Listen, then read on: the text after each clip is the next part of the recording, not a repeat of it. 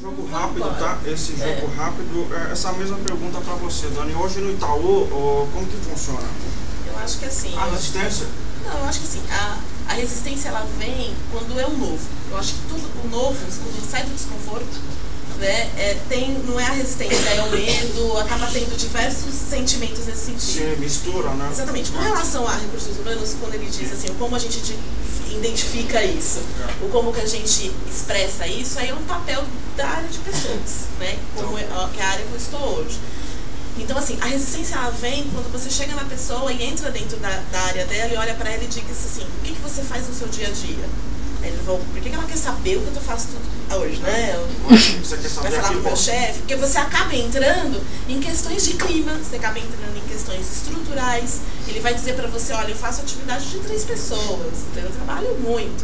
Então, eu preciso disso, eu preciso daquilo. Então, em alguns momentos, ele pode sentir que isso pode prejudicar ou não. Então, vai do jogo de cintura de RH, a toda a técnica que a gente tem de desenvolvimento de livros de conhecimento, em trazer essa pessoa para a realidade e ela perceber que isso vai ter um valor agregado para ela. E aí a explicação é, hoje eu estou aqui querendo saber o que você faz, o que você precisa, e o que você sente necessidade de aprender para fazer melhor, porque só assim eu consigo fazer que aquele colaborador tenha alta performance e, por consequência, atingir resultado e satisfazer o cliente, porque a gente não pode esquecer do cliente, certo? Se não, se pensa em resultado, não é por aí. Tanto é que eu tenho conta lá no Itaú, que é um movimento uma puta grana. Você. Então a questão é assim, hoje ele começa a perceber, e com o tempo ele começa a perceber valor agregado, porque eu fui lá um dia, perguntei para ele o que ele faz, como ele faz, o que ele precisa para fazer.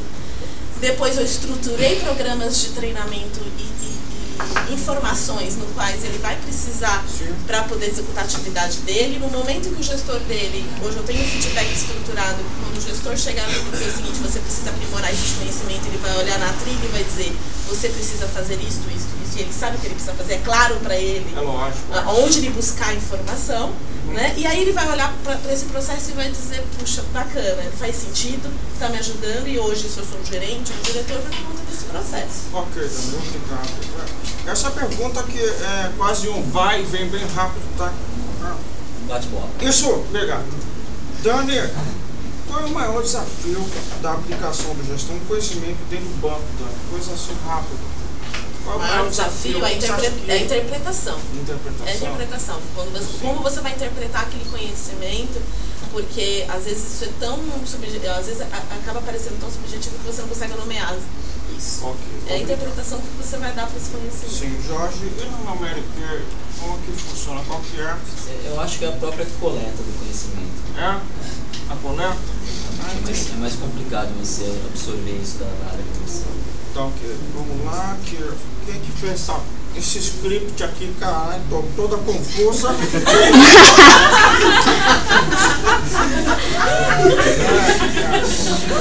As coisas só estão errado, meu cabelo tá uma bosta.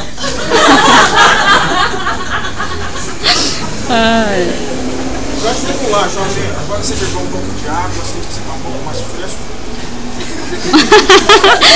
Tá quente aqui.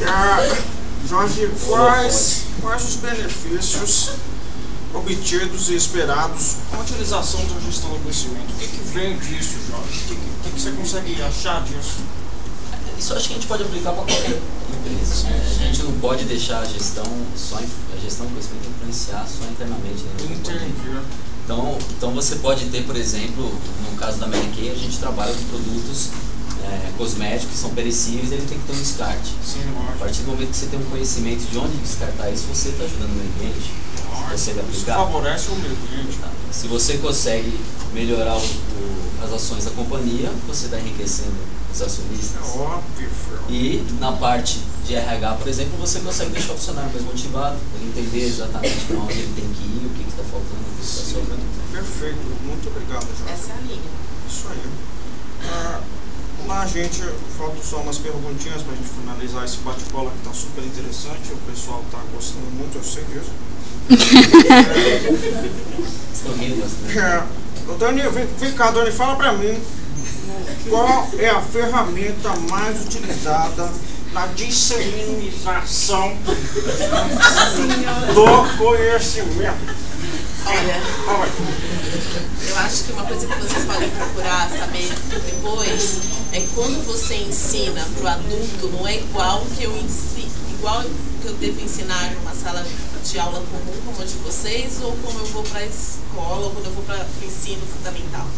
A gente está falando de andragogia aqui, né? O adulto ele aprende muito fazendo, né? Mexendo, assim, percebendo, ter um mix de teoria com o dia a dia. Então, esse é o desafio de recursos humanos, encontrar técnicas, encontrar formas de fazer com que aquele colaborador saia com mais de 30%, muito mais de 30% de informação retida. Existem pesquisas que dizem que as pessoas saem da sala de aula adultos com no máximo 30% do que ele retém, tudo que ele ouviu. Né? Então, assim, o nosso desafio é fazer com que essa pessoa saia com muito mais. Então, hoje, o que a gente costuma utilizar? Técnicas de games, estudos de caso, a gente tem muito material de ensino à distância, grupos de estudo, projetos, a gente traz muita consultoria internacional, nós fazemos, assim, convênios com as principais faculdades aqui no Brasil. E eu acho que o desafio é esse, é você sempre buscar o diferente, porque se você entra na mesma forma, né? não vai acontecer. Isso falando português, que é uma bosta. Olha só. Isso é o que o gestor vai dizer se esse funcionário não melhorar depois do treinamento. Esse não vai ter resultados. Esse com certeza vai continuar ganhando. Porque querendo ou não, o RH precisa deixar, e isso vem deixando, e para mim, como profissional de RH há 10 anos, é uma grande vitória. O RH vem deixando de ser uma área que só gera custo, pelo contrário. Ela vem se transformando numa área onde ela tem que estar junto com a estratégia para que ela dê resultado para a empresa. Lógico. Então isso que essa é a mudança de cultura que a gente vem lutando. Ok, a gente tem aqui mais 2 perguntinhas para terminar esse assunto, que é um assunto inovador, né? Hoje é um assunto que está atingindo o mercado, ainda não atingiu totalmente, mas vamos finalizar já. Mas primeiro eu tenho uma perguntinha rápida. Jorge, fala para mim, em sua opinião, Jorge, qual é a principal fonte de conhecimento? Você assusta. Assim eu sei, eu sou feio.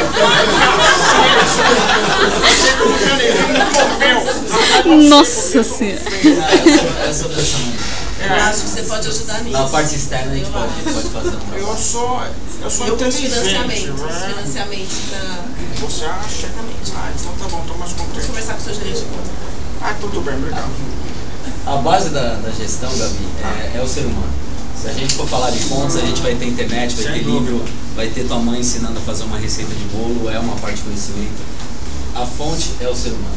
Qualquer tipo de conhecimento que sai do ser humano.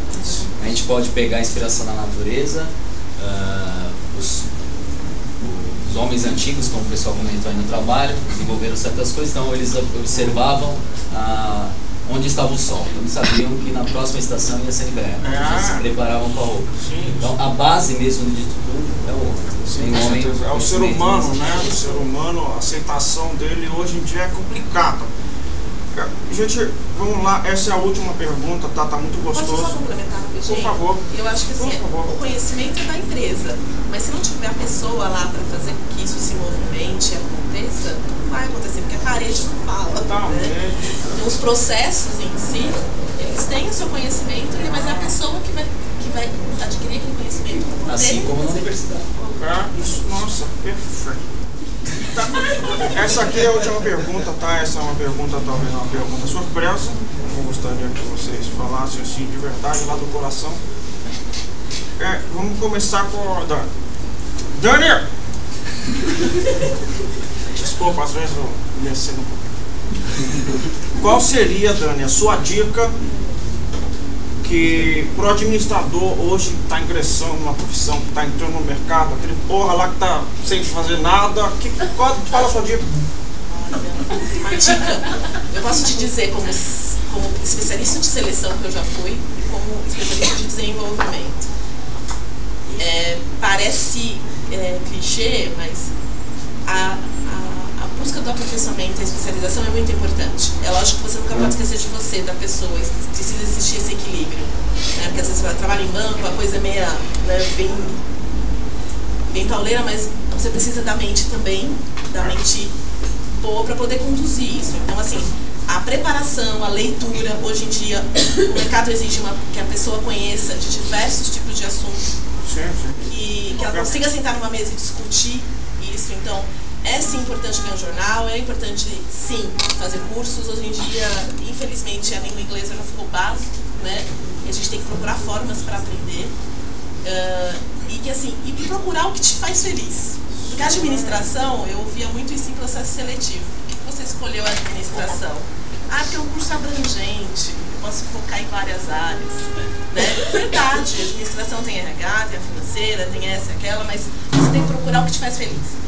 Porque só assim você vai conseguir fazer bem e falar, todo dia eu estou demandando para fazer o que eu gosto. Seja em RH, seja em finanças, seja em qualquer outra parte. Tá? E aí você vai conseguir se especializar. Eu sou apaixonada pela profissão. Quando eu fui fazer psicologia, eu achei que eu ia ser psicóloga, atender paciente, atender criança. Hoje eu não saio da RH nem a pedrada. E a pau, você ia falar? Eu sei. Te conheceu hoje, né? Então, assim, hoje tudo que eu leio, tudo que eu faço é pensando no outro, né?